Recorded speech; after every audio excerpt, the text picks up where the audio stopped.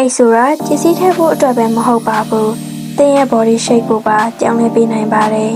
။အိတ်ဝယ်တော့မယ်ဆိုရင်အယောင်လာဖို့နဲ့ပစ္စည်းဆန့်ဖို့ပဲကြီးနေတော့ပါလား။တကယ်တော့အိတ်ရဲချမှုမှန်ကန်ခြင်းကသင်ရဲ့ခန္ဓာကိုယ်အချိုးအစားကိုပုံမတော်လျသွားအောင်ဒါမှမဟုတ်ပိုပြီး smash သွားအောင်ဖန်တီးပေးနိုင်တဲ့လောကလက်နက်တစ်ခုပါပဲ။ကိုယ့်ရဲ့ body shape နဲ့လိုက်ဖက်မဲ့အိတ်ကိုဘယ်လိုရွေးချယ်ရမလဲဆိုတာကြည့်လိုက်ရအောင်နော်။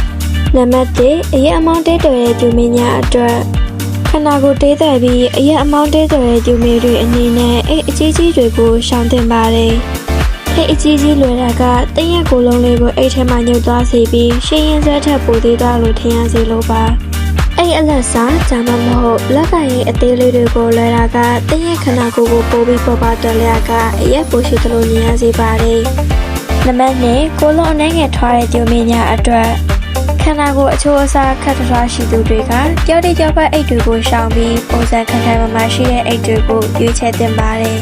။အထူးသဖြင့်စတုကန်ပုံစံဒါမှမဟုတ်အနားသက်ခါဆောင်းပါတဲ့အိတ်တွေကသင်ရဲ့ body shape ကိုပိုပြီးတည်ငြိမ်တော်လျားတဲ့အသွင်ပြင်ကိုပေးစားနိုင်ပါတယ်။နံပါတ်3ခန္ဓာကိုယ်အပေါ်ပိုင်းထွက်တဲ့သူလားအောက်ပိုင်းထွက်တဲ့သူလားအဲ့ရဲ့အဆုံးသတ်ဟာသင်ခန္ဓာကိုယ်ရဲ့ဘယ်နေရာမှာရှိနေလဲဆိုတာအရင်အရေးကြီးပါတယ်။တင်ပါကြီးတဲ့သူဆိုရင်အဲ့အရှိကတင်ပါနာမှာလာဆုံးတာမျိုးကိုရှောင်ပါ